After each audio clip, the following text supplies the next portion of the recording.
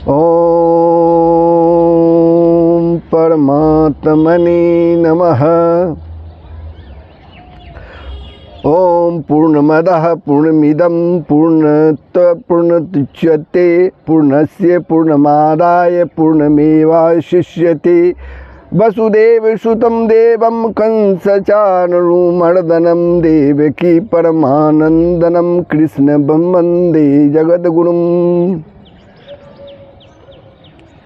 हे प्रभु, आपसे नम्र निवेदन है कि प्रभु आप सबों पर अपना प्रेम बरसाएं, दया करें प्रभु, ताकि सबका कल्याण हो। प्रभु आपकी कृपा के बिना एक धूलकण भी नहीं उड़ सकता, तो जीव जंतुओं की क्या बात है। हे प्रभु दया करना। तो महानुभाव, आप सबों ने श्रीमद् भागवत गीता के 2 अध्याय में श्लोक 1 से 6 तक का श्रवण किया था।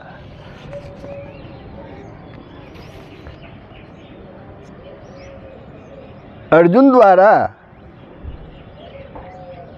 अपने कर्तव्य का निर्णय करने में अपनी असमर्थता प्रकट करने के बाद वह भगवान की शरण ग्रहण करके अपना निश्चित कर्तव्य बतलाने के लिए उनसे प्रार्थना करते हैं। आप श्रवण कर चुके हैं, युद्ध के मैदान में, कुरुक्षेत्र के मैदान में दोनों सेनाओं के बीच जब अर्जुन अपने बंधु बांधवों, सगाई संबंधियों, अपने पितामह, पर पितामह आदि को अपने विरुद्ध खड़े देखते हैं, तो वो कहते हैं कि अपने सगे संबंधियों को मारकर जो राज्य प्राप्त होगा वो मेरे लिए किस काम का। वे शिथिल हो जाते हैं, रथ पर जाकर के उनकी गांडीव जो है, धनुष जो है गिर जाती है, वे रथ पर शिथिल होकर बैठ जाते हैं। अंत में प्रभु से प्रार्थना करते हैं कि हे प्रभु आप ही मार्गदर्शन कीजिए।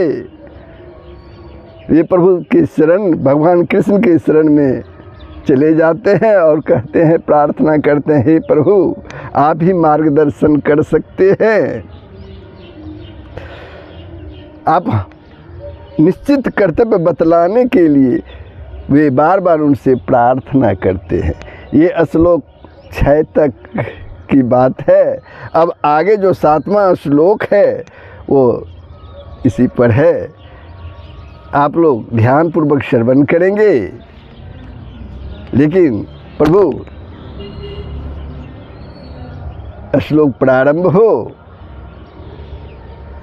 आप लोगों से नम्र निवेदन है, यदि आपने वीडियो को सब्सक्राइब नहीं किया है या मेरे YouTube channel Sanatan Darshan with Dinesh को सब्सक्राइब नहीं किया है तो अवश्य सब्सक्राइब कर देंगे, बेल आइकन को दबा देंगे, कमेंट करेंगे, शेयर करेंगे। जय श्री कृष्ण, जय श्री हरि, जय श्री कृष्ण। तो आइए प्रारंभ करते हैं श्लोक 7 से। कार्पण्य दोषोपहत स्वभावः पृच्छामि त्वां धर्म सम्मूढ़ चेतः यत् श्रेयस्यात् निश्चितं ब्रूहि तत् मे शिष्यः ते अहं शाधि मां त्वां प्रपन्नम्। कार्पण्य शब्द आया है जिसका अर्थ होता है कायरता रूप।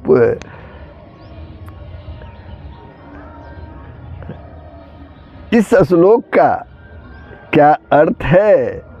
बहुत ही गूढ़ अर्थ है, जरा ध्यानपूर्वक इसका अर्थ समझें। जब अर्जुन अपने आप को भगवान कृष्ण के शरण में, चरणों में अपने आप को समर्पित कर देते हैं और कि मेरा क्या कर्तव्य है ये आप बतलाने की कृपा करें, वे कहते हैं,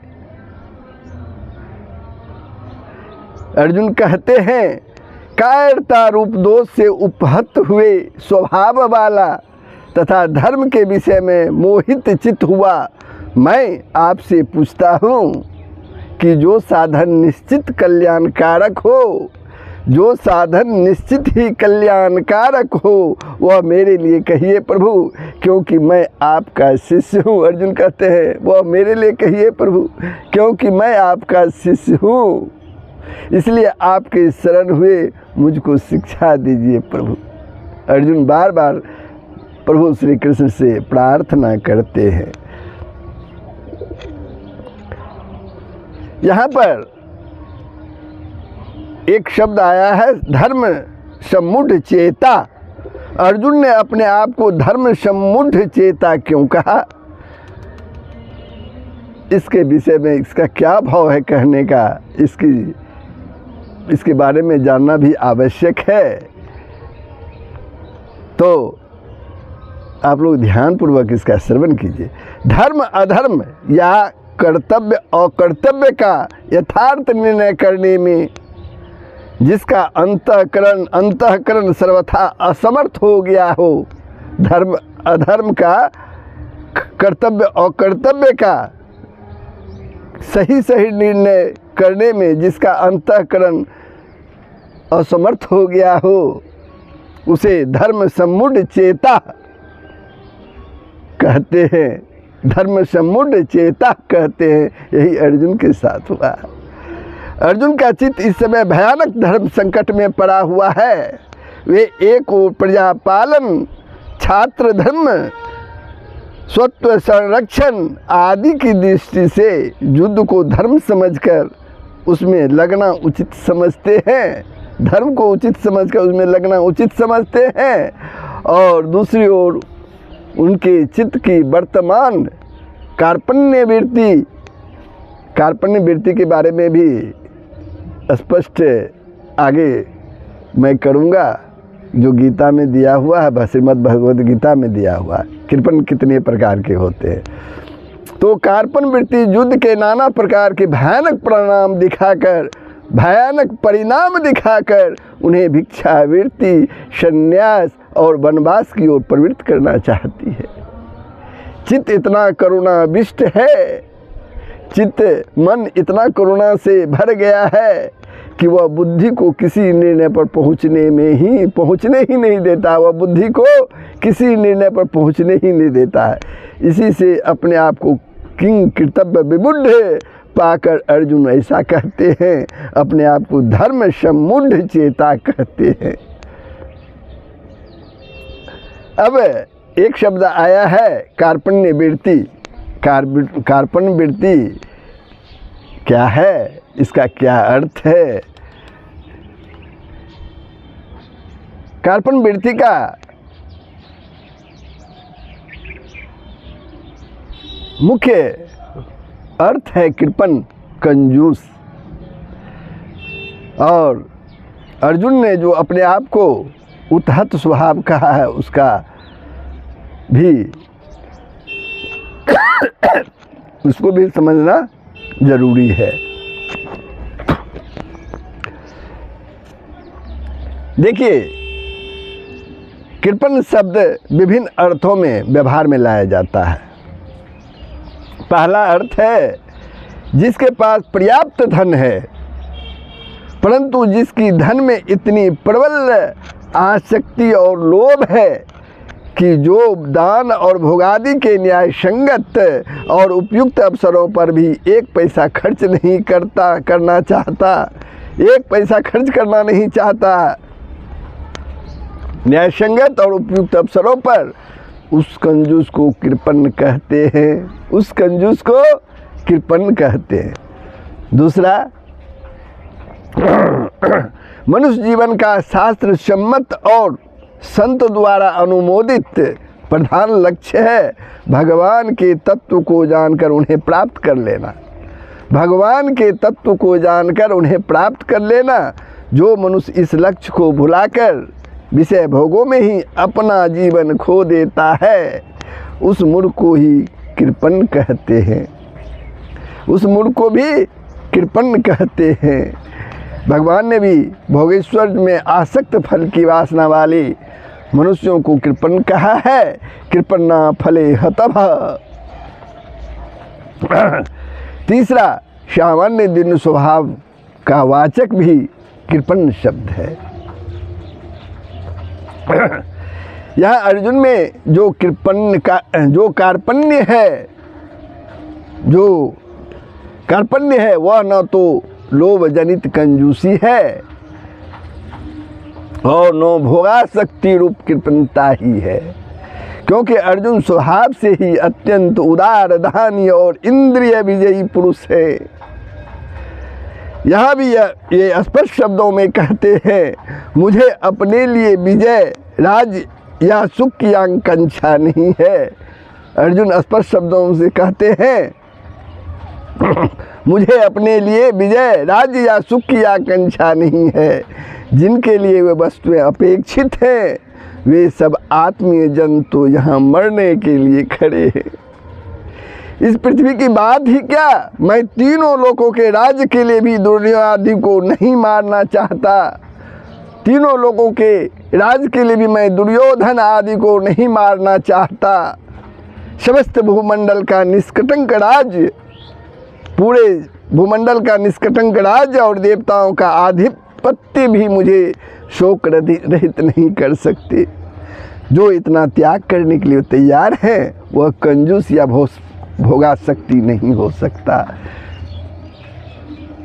दूसरे, यहाँ ऐसा अर्थ मानना है इस प्रकार के सर्वथा विरुद्ध है। यहाँ ऐसा अर्थ मानना इस प्रकार के सर्वथा विरुद्ध है। यहाँ अर्जुन यह कार्पण्य का एक प्रकार का दैन्य है।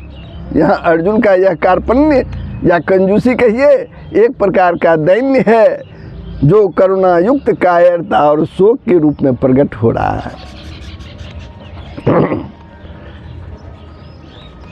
संजय ने प्रथम श्लोक में अर्जुन के लिए कृपयाविष्टम पद का प्रयोग करके इस करुणा जनित कायरता का ही निर्देश किया है। तीसरे श्लोक में स्वयं श्री भगवान ने भी क्लेबयम पद का प्रयोग करके इसी की पुष्टि की है।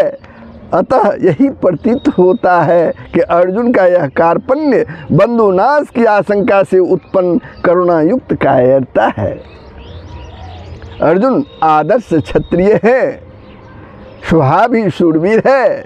उनके लिए कायरता दोष ही है, चाहे वह किसी भी कारण से उत्पन्न हो। इसे से अर्जुन इसे कार्पण्य दोष कहते हैं।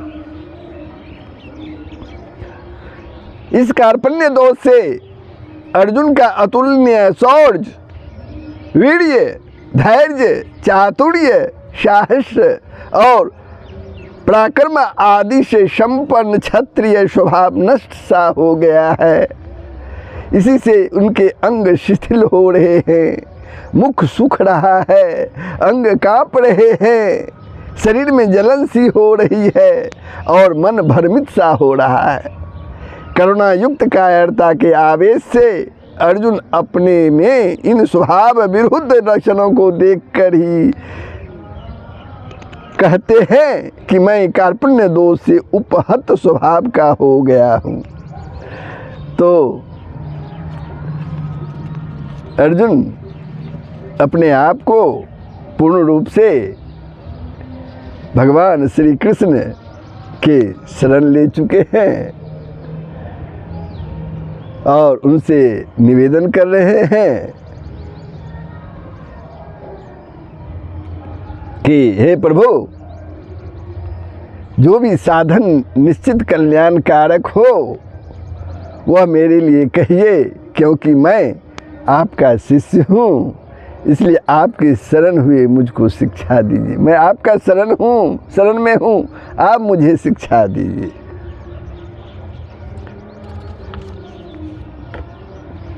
मैं आपका शरण में हूँ, आप मुझे शिक्षा दीजिए। यहाँ भी एक अर्थ समझ लेना चाहिए। अर्जुन का यह कथन कि मैं आपका शिष्य हूँ, मुझे शरणागत को आप शिक्षा दीजिए, इस कथन का क्या भाव है उसे भी जान लेना आवश्यक है। अर्जुन भगवान श्री कृष्ण के प्रिय सखा थे, सभी जानते हैं। आध्यात्मिक तत्व की बात दूसरी हो सकती है, परंतु व्यवहार में अर्जुन के साथ भगवान का प्राय सभी स्थलों में बराबरी का संबंध रहा। बराबरी का संबंध था। खाने पीने, सोने और आने जाने में सभी जगह भगवान उनके साथ समान व्यवहार बर्ताव करते थे, समान बर्ताव करते थे, बराबरी का बर्ताव करते थे। और भगवान के श्रेष्ठ तत्व के प्रति मन में श्रद्धा और सम्मान होने पर भी अर्जुन उनके साथ बराबरी का ही व्यवहार करते थे। आज अर्जुन को अपनी ऐसी शोचनीय दशा देखकर यह अनुभव हुआ कि मैं वस्तुतः इनसे बराबरी करने योग्य नहीं हूँ। वस्तुतः आज अनुभव हो गया अर्जुन को कि मैं प्रभु श्री कृष्ण के बराबरी करने के योग्य नहीं हूँ। बराबरी में सलाह मिलती है, उपदेश नहीं मिलता। प्रेरणा होती है और बलपूर्वक अनुशासन नहीं होता। मेरा काम आज सलाह और प्रेरणा से नहीं चलता।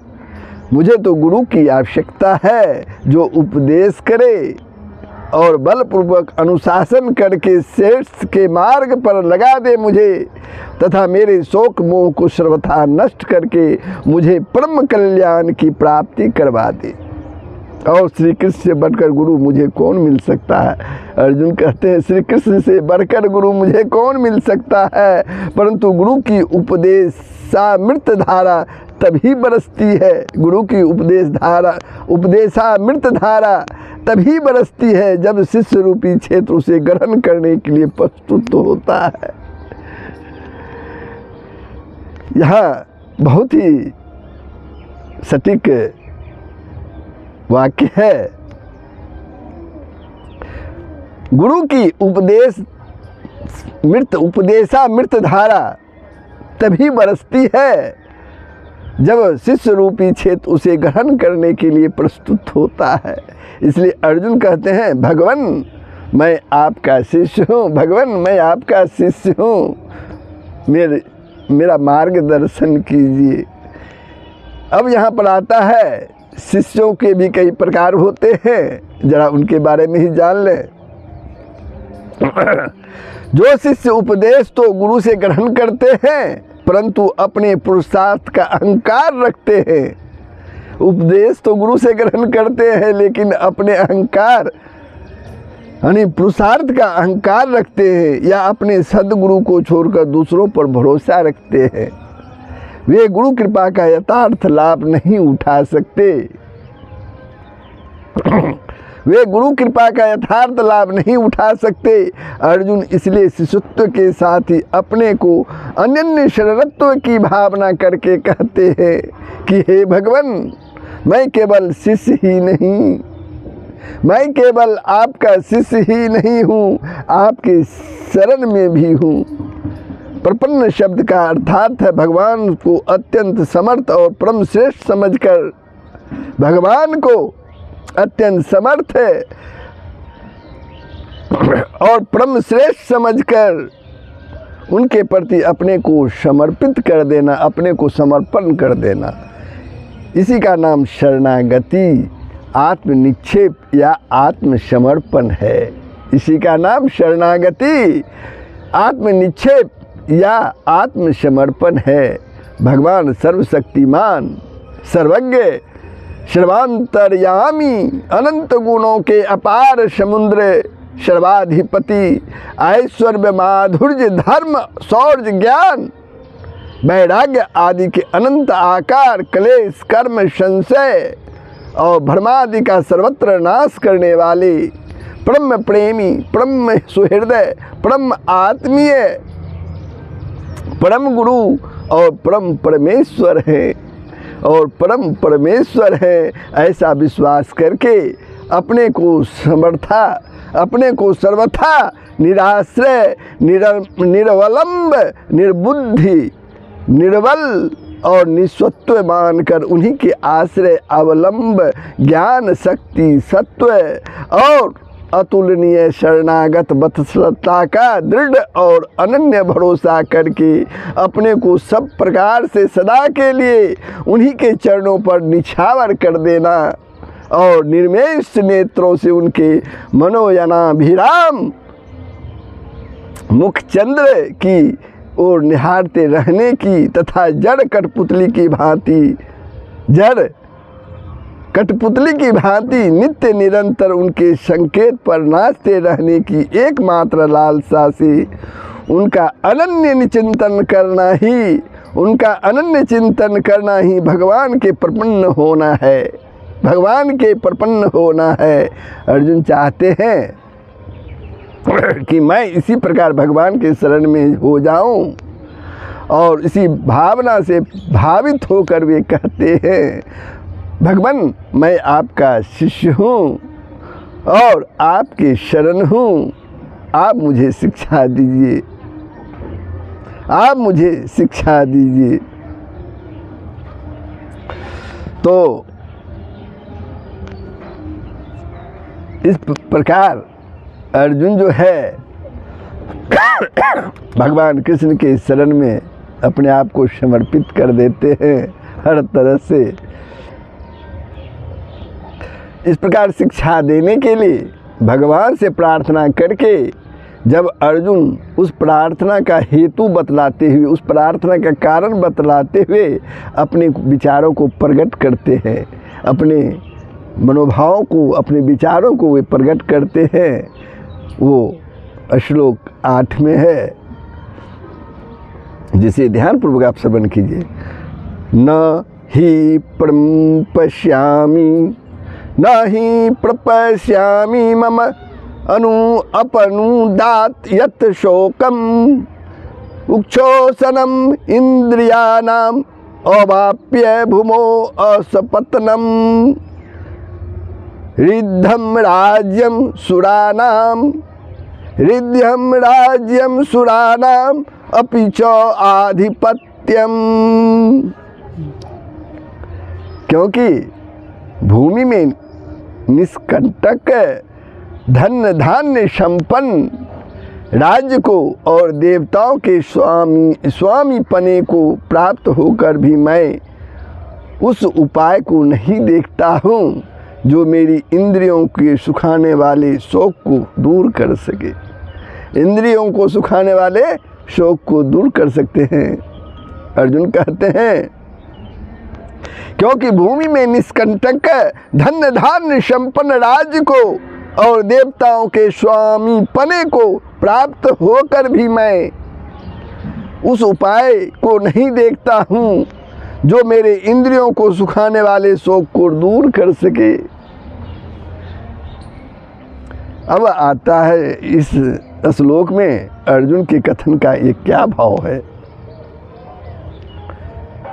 इसके पूर्व श्लोक में आप लोग श्रवण कर चुके हैं, अर्जुन ने भगवान से शिक्षा देने के लिए प्रार्थना की है, इसलिए यहाँ यह भाव प्रकट करते हैं कि आपने पहले मुझे युद्ध करने के लिए कहा है, किंतु उस युद्ध का अधिक से अधिक फल विजय प्राप्त होने पर इस लोक में पृथ्वी का निष्कंटक राज्य पा लेना।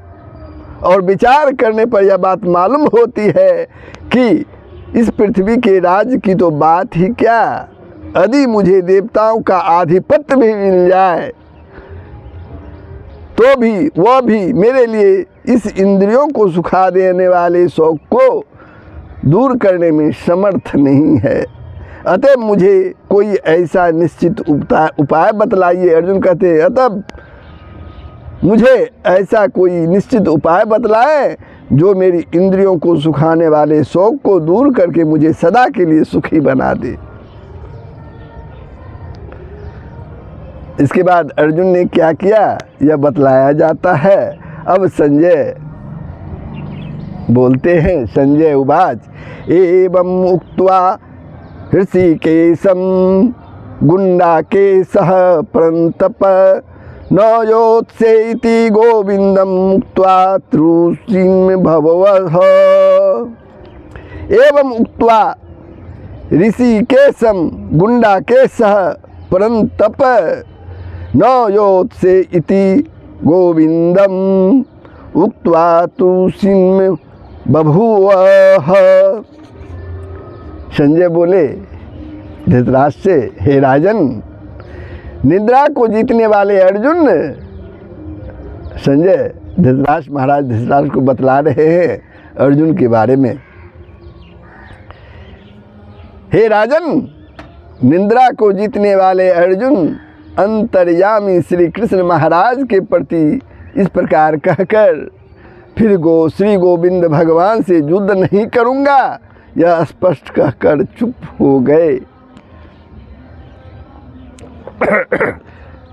संजय बोले धृतराष्ट्र को कि निद्रा को भी जीतने वाले अर्जुन अंतर्यामी श्री कृष्ण महाराज के प्रति इस प्रकार कहकर फिर श्री गोविंद भगवान से मैं युद्ध नहीं करूँगा, यह स्पष्ट करके वो चुप हो गए, अर्जुन चुप हो गए।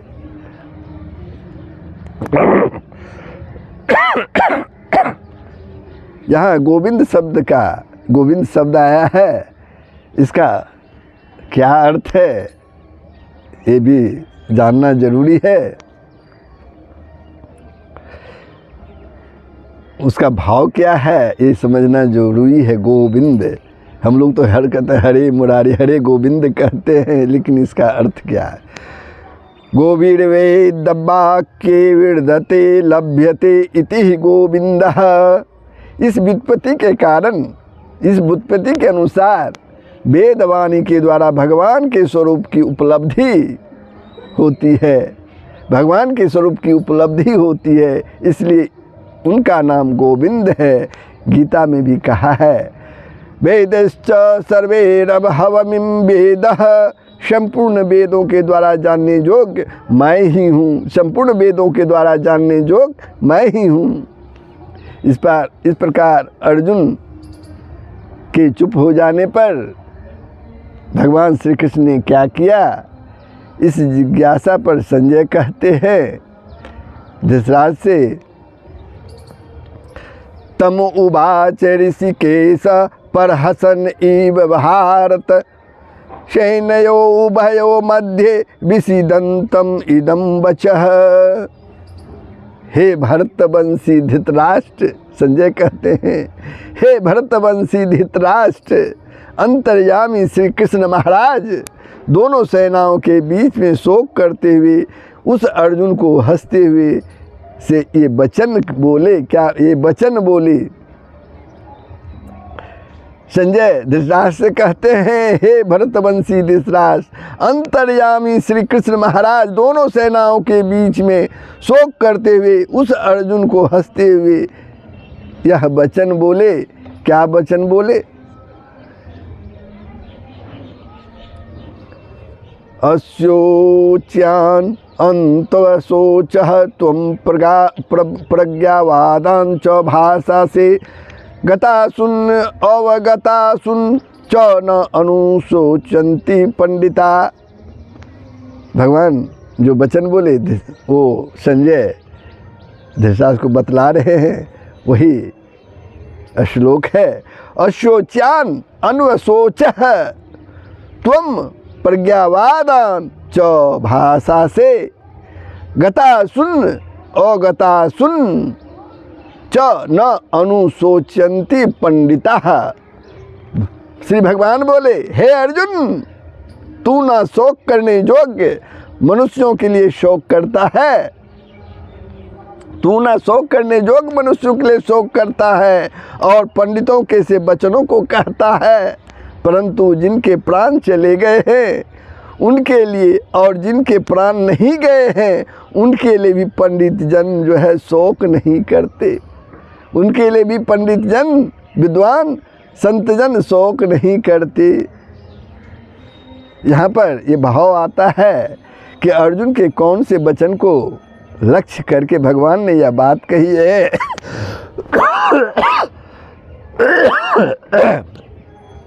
भगवान ने यह बात कही है कि जिनका शोक नहीं करना चाहिए उनके लिए तुम शोक कर रहे हो।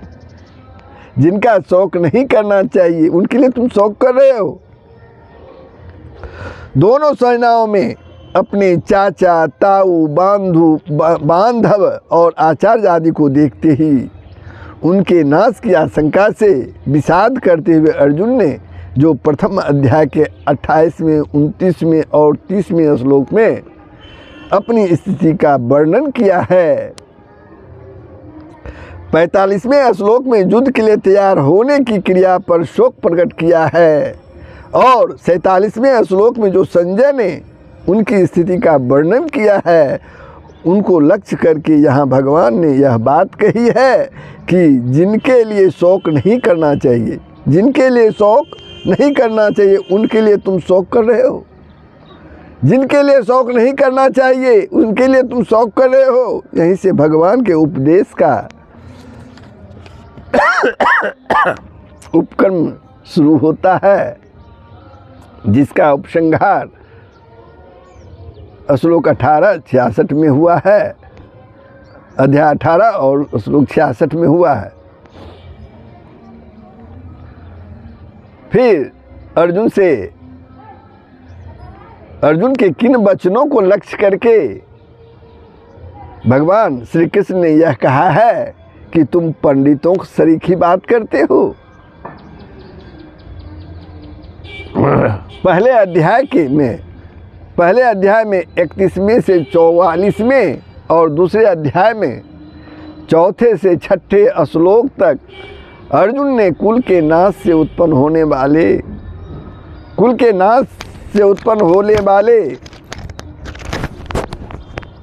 महान पाप का वर्णन करते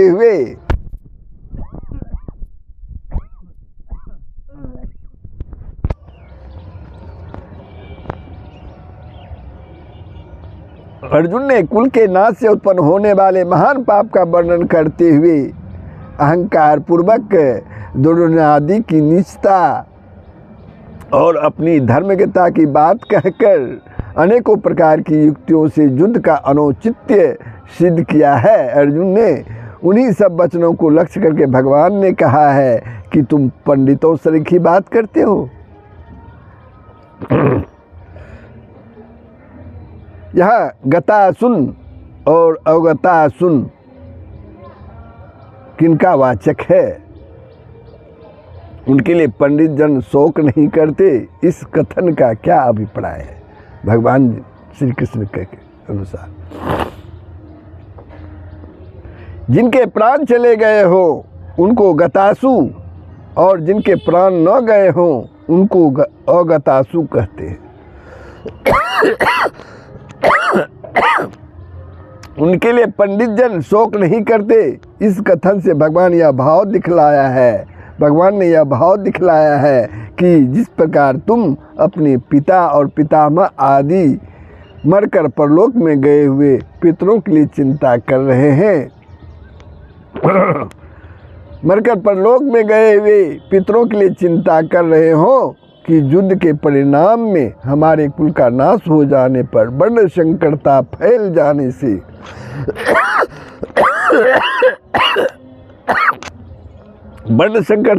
जाने से हमारे पितर लोग नरक में गिर जाएंगे इत्यादि, तथा सामने खड़े हुए बंधु बांधवों के लिए भी चिंता कर रहे हो। इन सब के बिना हम राज्य और भोगों को लेकर ही क्या करेंगे? कुल का संहार हो जाने से स्त्रियां भ्रष्ट हो जाएंगी इत्यादि जो तुमने कहा है, इस प्रकार की चिंता पंडित लोग नहीं करते। भगवान श्री कृष्ण करते हैं अर्जुन से। इस प्रकार की चिंता पंडित लोग नहीं करते, क्योंकि पंडितों की दृष्टि में एक सच्चिदानंद घन ब्रह्म ही नित्य और सत्य वस्तु है।